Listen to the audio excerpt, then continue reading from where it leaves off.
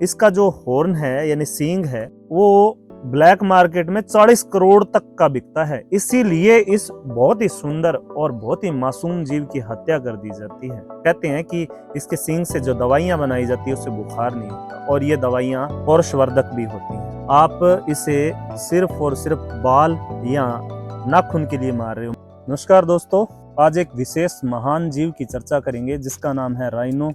एक ऐसा जीव जो दुनिया के सबसे शक्तिशाली जीव में शामिल है, जिसका वजन 800 किलो से लेके 1500 किलो तक हो सकता है। और इस जीव को सिर्फ और सिर्फ इसलिए मारा जाता है क्योंकि इसका सींग है। उसको कुछ प्राचीन मान्यताओं के अनुसार उसकी दवाई बनाई जाती है और वो दवाई पारंपरिक चिकित्सा में प्रयोग की जाती है, जो एक बिल्कुल ही वैज्ञानिक तौर पर बिल्कुल ही मिथ्या है, झूठ। और ये दवाइयां विशेष तौर से वियतनाम, चाइना में और म्यांमार जैसे देशों में प्रचलित हैं। और जो इन स्थानों के साथ लगते हुए जो भारत के राज्य हैं, जैसे असम का एक अभ्यारण्य है कांजीरंगा नेशनल पार्क, इसमें इसकी संख्या अभी भारत सरकार के अथक प्रयासों से और वहाँ के स्थानीय लोगों के अथक प्रयासों से इसकी संख्या बढ़ रही है। इसका जो हॉर्न है यानी सींग है वो ब्लैक मार्केट में 40 करोड़ तक का बिकता है। इसीलिए इस बहुत ही सुंदर और बहुत ही मासूम जीव की हत्या कर दी जाती है।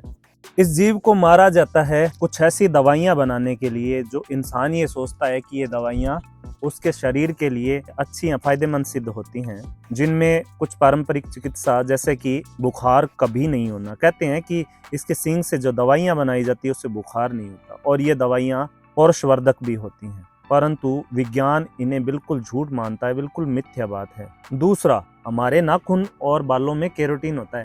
कई बार आप देखते हो कि आजकल बाल झड़ने की समस्याएं आ रही हैं, तो उसमें डॉक्टर आपको सजेस्ट करते हैं कि आप केराटिन नामक दवाई लो, या वो लिख के देते हैं, जिससे आपके बाल और नाखून दोनों अच्छी तरह से ग्रोथ करते हैं। आप इसे सिर्फ और सिर्फ बाल या नाखून के लिए मार। सींग के अंदर जो तत्व होता है वो केराटिन ही होता है, उसमें कोई दवाई या पौरुषवर्धक कुछ भी नहीं होता, उसमें ना ही कोई पैरासीटामोल होती है। सामान्य से सींग के लिए एक बहुत ही मासूम जीव की हत्या कर देते हैं। कुछ मान्यताओं के अनुसार इसका जो सींग है वो जादुई दवाई के तौर पर काम करता है। कहते हैं कि इसका सींग अगर घर पे है या इसके सींग का कुछ टुकड़ा घर पे है तो ये जैसे जादू घर में होता है ना, एक अच्छी पॉजिटिव ऊर्जा आना।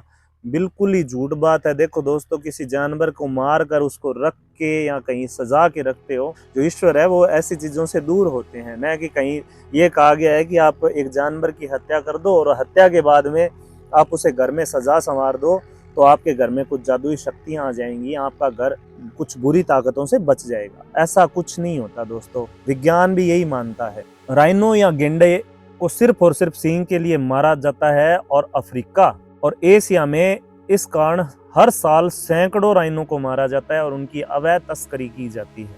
ब्लैक मार्केट में इसके सींग की कीमत करोड़ों रुपए है। कहते हैं कि 40 करोड़ तक एक सींग ब्लैक मार्केट में बिकता है। भारत के कांजीरंगा नेशनल पार्क जो असम में पड़ता है और दुधवा खारा नेशनल पार्क उत्तर प्रदेश में पड़ता है, भारत सरकार ने इनमें राइनो को मारने पर एक बहुत बड़ा कानून बनाया है। अगर कोई भी शिकारी अवैध रूप से राइनो को मारता है, सींग काटने का प्रयास करता है, तो उस पर बड़ी कार्रवाई होगी। और हमें भारत सरकार के इस अथक प्रयास के साथ कदम से कदम मिला के चलना पड़ेगा। यानी हमें समझना पड़ेगा इस जानवर को सींग के लिए नहीं, इसकी मासूमियत के लिए जाना जाए। ये ऐसा जानवर है जो बहुत ही मासूम दिखाई देता है।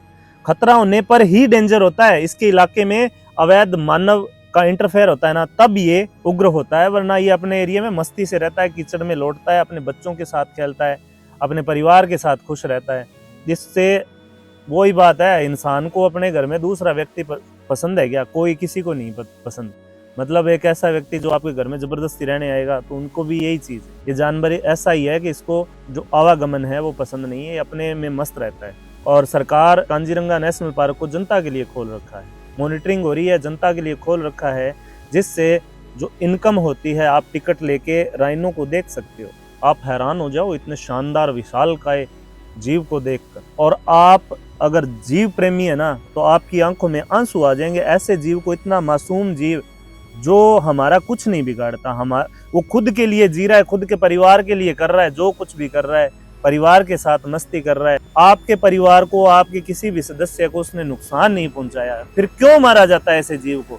सिर्फ पैसे के लालच में। आप ऐसे जीवों को मरवा देते हो, आप मार देते हो ऐसे जीवों को। कई बार हम भी देखते हैं कि ऐसा होता है कि एक अवैध शिकार होता है और उस शिकार को छुपाने के लिए कई बार पूरा का पूरा एक एरिया शामिल हो जाता है। जी हमारे से गलती हो गई, हमसे ये नुकसान हो गया। आप बताओ, एक आदमी के लिए सबसे जरूरी उसका परिवार है, सबसे जरूरी, उससे ज्यादा जरूरी दुनिया में कुछ नहीं है। अगर वो परिवार के किसी सदस्य को मार दे तो उस व्यक्ति पे क्या गुजरेगी। आप ये बात सोचना घर पे जब भी समय मिले। आपको मेरे वीडियो शायद ज्यादा पसंद नहीं आ रहे, उसका रीजन है कि आप जीव प्रेमी इतने नहीं है। मैं कोशिश करता हूँ आपको सच्चाई बताने की, और सच्चाई थोड़ी सी कड़वी जरूर होती है। जीवों को अगर कुछ होता है तो मैं उसके लिए अथक प्रयास करूंगा।